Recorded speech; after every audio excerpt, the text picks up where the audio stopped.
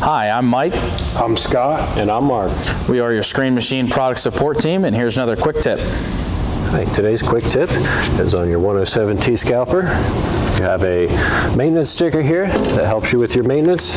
It gives you where they're located, what they are, how many there are, your service intervals, and how often do you service them.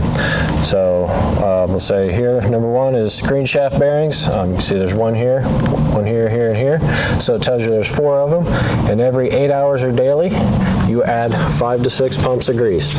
It also has your hydraulic oil filter change, your cylinders coated in with grease, your chain drives, and your hydraulic motors.